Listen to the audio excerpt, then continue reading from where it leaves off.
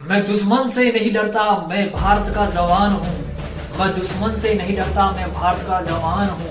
मैं मरुस्थल की रेत हूँ, मैं सियाचिन का आसमान हूँ। मैं दुश्मन से नहीं डरता, मैं भारत का जवान हूँ।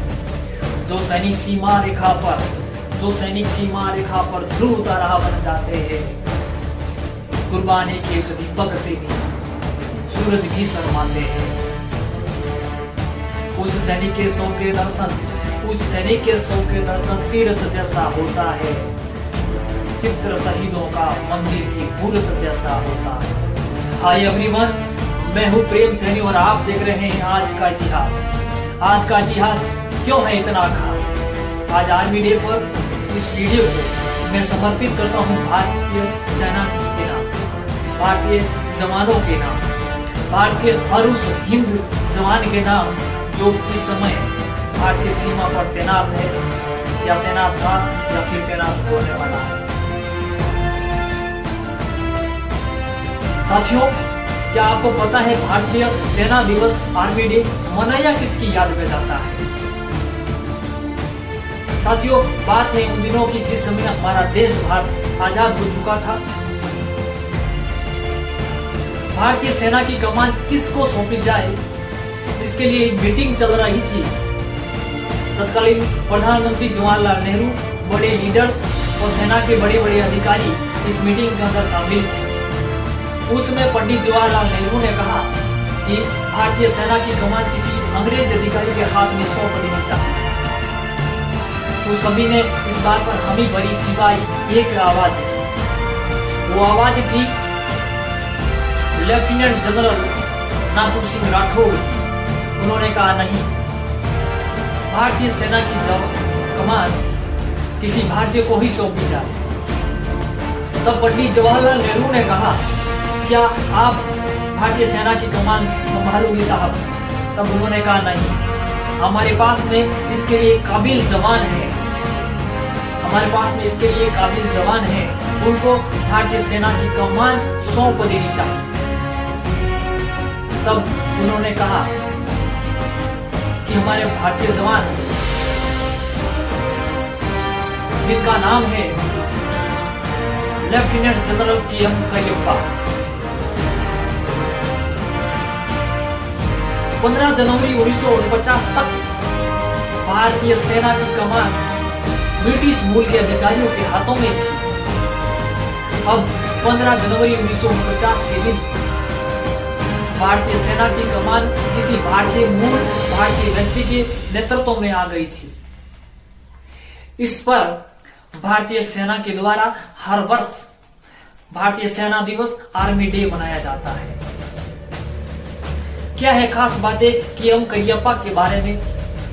सुनते हैं, देखते हैं इस वीडियो के अंदर। के.एम. करियप्पा, जिनका जन्म 28 जनवरी 1899 का कोंडारू कुर्ग कर्नाटक के अंदर होता है। इनके पिताजी का नाम कोंडेरा माप्पा था, वो एक राजस्व अधिकारी थे।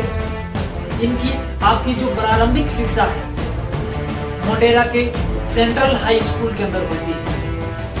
आगे की पढ़ाई करने के लिए वे मद्रास के प्रेसिडेंसी कॉलेज के अंदर दाखिला लेते हैं। के.एम. करियप्पा साहब बचपन से ही बहुत मेधावी छात्र थे। उनको गणित और चित्रकला के तरफ बहुत अच्छी रुचि थी। वे पढ़ाई के साथ साथ खेल कूद में भी बहुत ज्यादा भाग लेते थे और संगीत के भी बहुत ज्यादा शौकीन थे। जब उन्होंने अपना कॉलेज पूरा कर लिया था, कॉलेज की पढ़ाई कंप्लीट कर ली थी, तो उस समय उनका चयन एक सेना के अधिकारी के रूप में हो जाता है।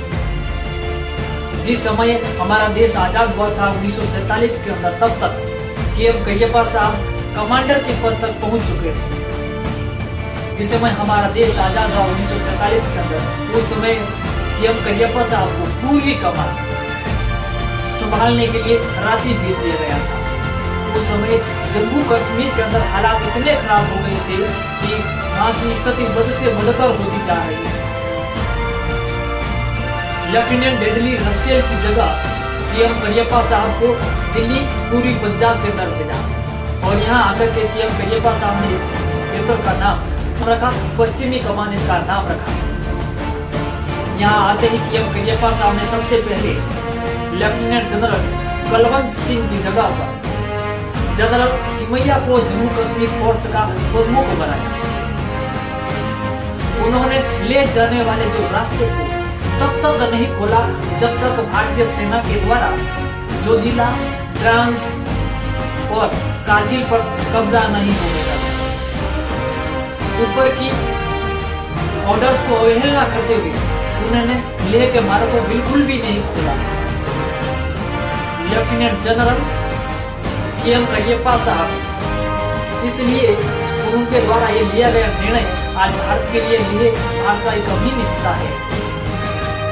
लेह भारत का अभिन्न हिस्सा है, इसका जो संपूर्ण श्रेय है वो पीएम करियप्पा साहब को ही जाता है। आइए सीखते हैं पीएम करियप्पा की महत्वपूर्ण बातें जो हमें अपने जीवन में उतारनी चाहिए। पहली बात, परिवार से पहले उन्होंने देश को रखा। बात है 1965 के युद्ध की।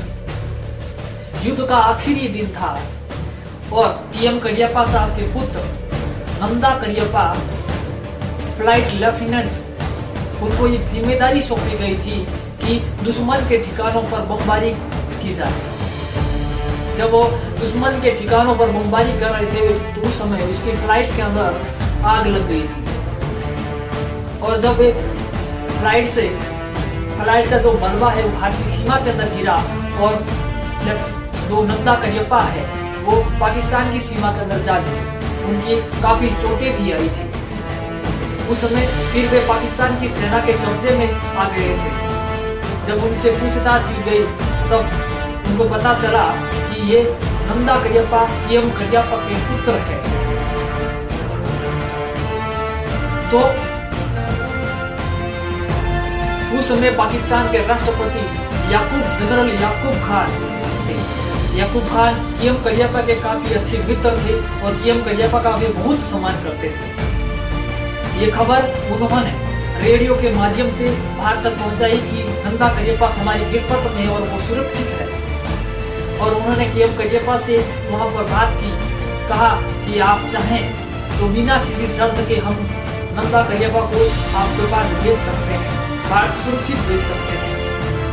तब पीएम करियप्पा ने बड़े विनम्रता से कहा कि नंदू सिर्फ मेरा पुत्र नहीं है, वो इस देश का पुत्र है। अगर आपको भेजना ही है तो जितने भी युद्ध के अंदर जितने भी आप लोगों को बंदी बना रहे हैं सबको भेजिए, नहीं तो मेरे पुत्र के साथ भी वैसा ही व्यवहार कीजिए जो बाकी युद्ध बंदियों के साथ न कर रहे हैं। पहली बात उन्होंने यही सिखाई हमें कि देश अपनों से पहले उन्होंने देश को रखा। दूसरी सीख उनसे मिलती है कि जीवन में अनुशासन होना बहुत जरूरी है। अनुशासन जीवन का अहम हिस्सा होना चाहिए। नंदू करियप्पा जिनकी कहानी जो अपनी जीवनी पिताजी की जीवनी लिखते हैं उसमें कहते हैं कि जब मैं छोटा था उस समय मेरे दिल्ली के स्कूल में पढ़ रहा था तो हमें सेना का ट्रक छोड़ने और ले जाने के लिए जाया करता था। नंदू करियप्पा उसमें लिखते हैं कि एक दिन तो पिताजी के एडीसी ने स्टाफ गाड़ी भेज दी थी। जब ये बात पीएम करियप्पा को पता चलती है तो पीएम करियप्पा काफी गुस्से में होते हैं और वो अपनी सैलरी में से इसकी सैलरी भी कटवाते हैं कि सरकारी वाहनों का निजी उपयोग नहीं होना चाहिए। वो इतने अनुशासित। इसके अलावा जब भी अपने रिटायर हो चुके थे, घर पर थे, तब भी वो हमेशा सूट बूट के अंदर रहते थे, अपनी ड्रेस कोड के अंदर रहते थे। भोजन करते तो विशेष तौर से वे अपने ड्रेस कोड के अंदर ही भोजन करते थे, चाहे वो नाश्ता हो चाहे वो डिनर। वो ये भी उम्मीद करते कि जो भी मेरे साथ में खाना खाने बैठे वो प्रॉपर ड्रेस में हो। इसके अलावा पीएम करियप्पा की एक बात मुझे और भी याद आती है, किस्सा और भी मुझे याद आता है। जब 1965 का युद्ध समाप्त हो गया था तो उस समय वे भारतीय सीमा पर भारतीय जवानों का मनोबल बढ़ाने के लिए बॉर्डर पर चले गए थे। जब वो बॉर्डर पर पहुंचे तो नो मैन लैंड के अंदर भी प्रवेश कर गए थे। जब उनको पाकिस्तानी सैनिकों ने उनको देखा तो उन्होंने बंदूक तान दी और कहा कि यहीं से वापस चले जाओ वरना गोली मार दें। तो किसी भारतीय सैनिक ने वहां से चिल्ला करके आवाज दी कि ये केएम करियप्पा है। तो वहां के जनरल सैनिकों ने बंदूकों को नीचे किया और वहां के जो जनरल थे उन्होंने आकर के केएम करियप्पा साहब को सलामी दी और केएम करियप्पा साहब ने उनसे उनके हालचाल पूछे, उनसे पूछा कि आपके घर से चिट्ठियां आती है या नहीं आती है। वो जीवन में इतने अनुशासित थे। अपने कार्यकाल के दौरान जब वो जम्मू कश्मीर का दौरा कर रहे थे, वो श्रीनगर से उरी की तरफ जा रहे थे, तो वहां पर कुछ कबीलाओं के द्वारा वो उनको निशाना बना दिया था और उनके ऊपर एक गोला फेंक दिया था। जब वो गोला केएम करियप्पा के पास में आता है तो केएम करियप्पा हंसते और मुस्कुराते हैं और कहते हैं कि दुश्मन का गोला भी जनरल का सम्मान करता है। एक बात और मुझे याद आती है, जिस समय केएम करियप्पा जिस समय वे अपने पद पर थे, जम्मू कश्मीर से उरी की तरफ जब वे जा रहे थे तो उस समय उनके साथ में थे लेफ्टिनेंट बोगी सिंह और वे दोनों उरी की तरफ जा रहे थे। उन्होंने बोगी सिंह ने सलाह दी कि सर जीप से भारतीय झंडा और स्टार प्लेट हटा दी जाए ताकि किसी को पता ना चले कि आप इधर आए हुए हो, आपको कोई स्नैपर फायर ना हो जाए। तो केएम करियप्पा साहब ने उनकी बातों को नहीं माना और उन्होंने वहां से नहीं हटाया। वहां पर बोगी सिंह की बातें, लेफ्टिनेंट बोगी सिंह की बात भी सच लगी। वहां पर स्नैपर फायर होने लगे। जब वो वापस लौट रहे थे तो उनके ऊपर स्नैपर फायर हुआ, उनका टायर भी फट चुका था, लेकिन किसी प्रकार का कोई नुकसान नहीं हुआ। केएम करियप्पा साहब कहते, अगर मैं इस गाड़ी जीप से स्टार भारतीय झंडा और स्टार प्लेट हटाता हूं तो मेरे सैनिकों का मनोबल टूट जाएगा और मेरे सैनिक सोचेंगे कि हमारे जनरल साहब डर के मारे इन्होंने झंडा और स्टार प्लेट उतार दिया है, इसलिए मैं ऐसा बिल्कुल भी नहीं करूंगा। इससे जाबाज थे हमारे केएम करियप्पा साहब। एक और उनके बारे में कहानी है। जनरल वीके सिंह उनकी जीवनी में लिखते हैं कि केएम करियप्पा साहब ने गांव किया था। जाते हैं तो उनको देखते हैं कि वहां की कुछ पठान महिलाएं सिर के ऊपर बड़े बड़े बर्तन लेकर के पानी पी रही है। तो उनसे पूछताछ में पता चला कि पास के गांव के अंदर वो पानी काफी दूरी से लेके आते हैं और उन्होंने सेना को आदेश दिया और वहां पे कुएं खुदवाए। तो गांव के अंदर कुआं खुदवाया, इसलिए वहां पठान लोगों से बड़े खुश हुए और उनको बीमा देंगे।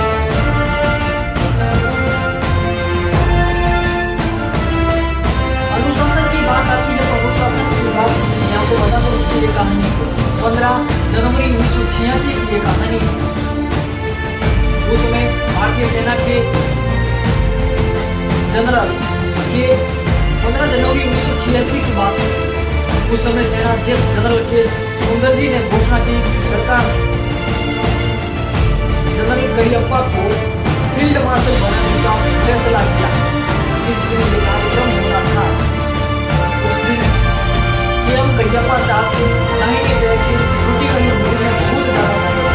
वो ठीक से बैठ भी नहीं सकते, खड़े भी नहीं हो सकते थे और चलना तो दूर की बात।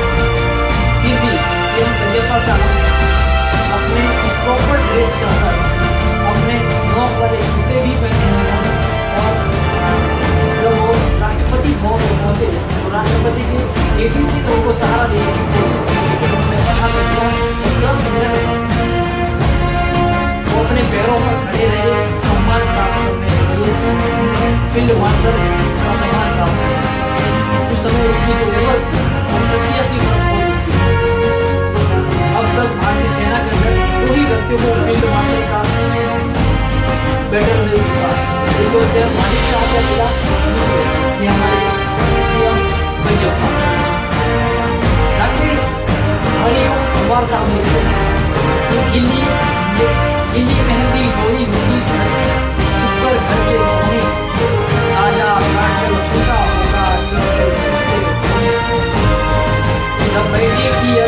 आई हो सोनी आंगन में, शायद दूर उतर आया हो पुनीत भाग्य दामन में। वो विधवा पूरी दुनिया का बोझा सर ले सकती है, जो अपने पति की अर्थी को कंधा दे सकती है। मैं ऐसी हर देवी की चरणों में शीश झुकाता हूँ, इसलिए मैं कविता को हथियार बना करके गाता हूँ। जो सैनिक सीमा रेखा पर ध्रुव तारा बन जाता है, उस कुर्बानी के दीपक से सूरज भी शर्माता है।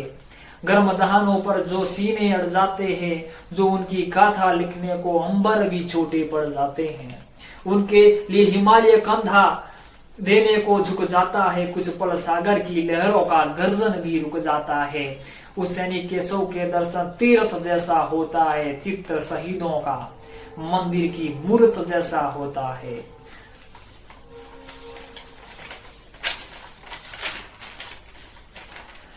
मैं दुश्मन से नहीं डरता, मैं भारत का जवान हूँ। मरुस्थल की रेत हूँ मैं, सियाचिन का आसमान हूँ मैं दुश्मन से नहीं डरता, मैं दुश्मन से नहीं डरता, मैं भारत का जवान हूँ। मैं जून की जलती रेत पर लेटा कहता हूँ कि सर्दी आज कम है। दिसंबर की ठंडी हवा पीकर कहता हूँ कि गर्मी का मौसम है। दिसंबर की ठंडी हवा पीकर कहता हूँ कि गर्मी का मौसम है। मैं बर्फ में 9 दिन दफन रहकर जिंदा निकलता हूँ। सीने में अपनी सांसों के टुकड़ों को भरता हूँ। मैं हिंद महासागर के लहरों के कपड़े बदलता हूँ। मैं -30 डिग्री में भी राइफल टांग के टहलने निकलता हूँ। आदमजाद की औकात क्या, आदमजाद की औकात क्या, मैं कुदरत से भी नहीं डरता, मैं भारत का जवान हूँ। मैं दुश्मन से भी नहीं डरता, मैं दुश्मन से भी नहीं डरता। जय हिंद, जय भारत।